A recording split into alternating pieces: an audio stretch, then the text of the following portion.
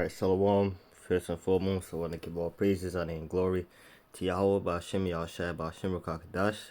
I want to give double honors to the elders and the apostles of Great Millstone who well and teach all us on doctrine. Peace and blessings to your elect. Now, as you can see, this is a super moon, that a picture of a super moon that I took on August the 14th. I was just like, it's just spiritual that we actually got the super moon, because I'm gonna be honest. I didn't know that we were gonna have a super moon coming, and I was like, oh, this is interesting, because just this week, I believe it was just a day or two ago, I was speaking about how they've been declaring droughts in 8 different areas of the UK, and now this super moon has appeared, which is often associated with prophetic events yet to come, because in the scriptures it says we'd basically see signs in the sun, moon, and the stars.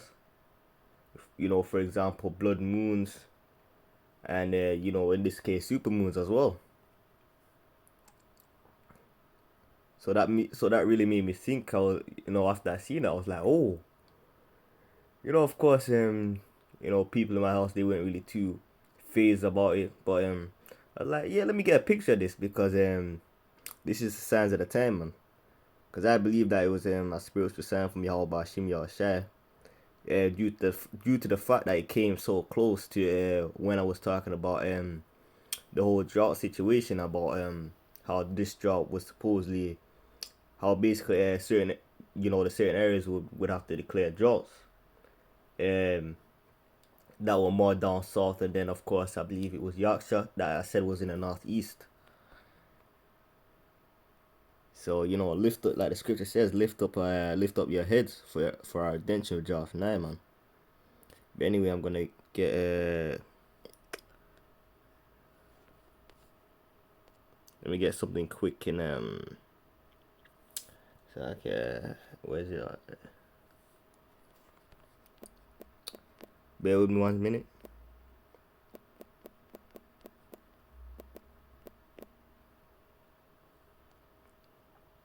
Alright, this is Luke 21:25, and there shall be signs in the sun and in the moon and in the stars. And we already saw a sign in the moon, and upon the earth distress of the nations, with perplexity the sea and the waves roaring. Now I believe what do you call it? I believe they say a super moon is caused when when quote unquote the moon is moved close to the planet or something like that. But we know that it's nothing but a sign from Yahweh Bashim Yahushai. Because I went to Google it. I remember I was googling it, and they said the same thing on June the 23rd, and the Lord's brought the super moon on like I said, August the 14th.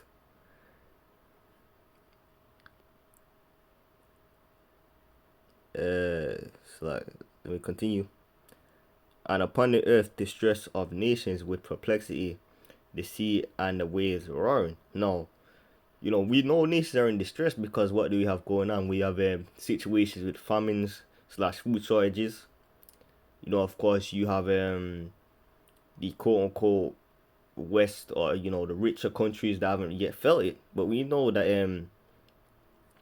it's only a matter of time, because like I said, the water affects the plants affect the animals, because these animals, like you have animals that are herbivores, they eat the plants. So it's all a chain effect either way you look at it. And for we all depend on water, because we need water to survive. So it's all a domino effect, or it's all a cycle. You don't remember like how you would have a cycle, the rain cycle, and it would show it would start as a droplet, and then you would basically go into the ocean, and you end up in evaporation, and then it will go back to the droplet. It's almost a cycle like that, man.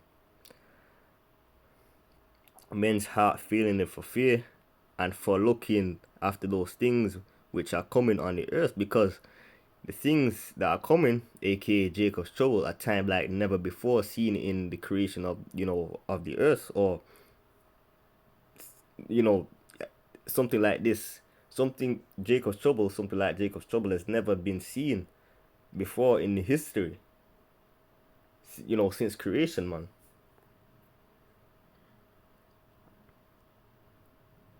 What am I up to? Feeling.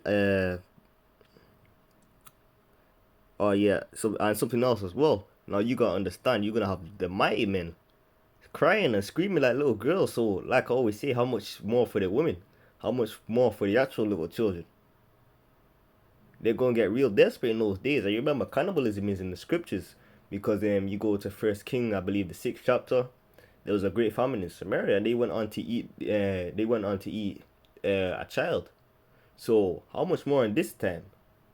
It's gonna be much more severe.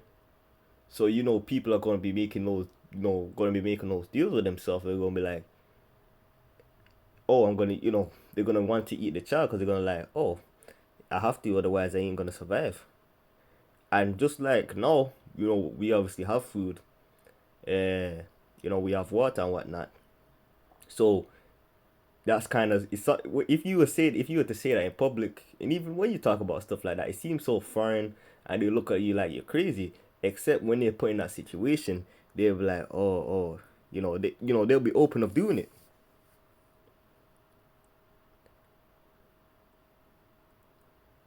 Looking and of course, you're gonna have those spirits of vengeance, Leviathan, and all those things. Now, you don't know exactly when the Lord's gonna have these creatures raised up, but that's why you always gotta stay prepared. Because if you're already prepared, you don't need to get prepared. For the powers of heaven shall be shaken, and then they see the Son of Man coming in a cloud with power and great glory. Now this is Yahweh Shai coming with the chariots, because we know that the chariots are likened unto clouds, because when you had John the Revelator, for example, in Revelation, writing these things down, he had to liken the chariot onto something he knows. There's no point in him writing down that, oh, the chariot was like onto an aircraft. No one would have known what he was talking about. An aircraft, it wasn't something that was known back then. Or it was something like a spaceship. These aren't things that were known. So, what does he do? He looks up and he sees, oh, no, he can compare it to a cloud, because the cloud is in the air, and it kind of glides, or it moves throughout the air. So we have to liken it onto something so everyone has an idea of what he's talking about. Just like when you're trying to describe something that someone doesn't know, someone don't know what it is. So what do? You try to describe it as something that you both know, or try to liken it onto something that you both know.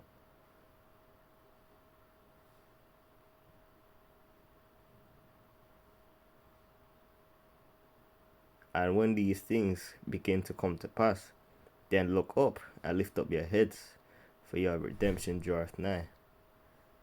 I want to close out there. I want to give all praise, honor, and glory to Yahweh Bashim Yahushua Bashim Rukakdash. Until next time, Shalom.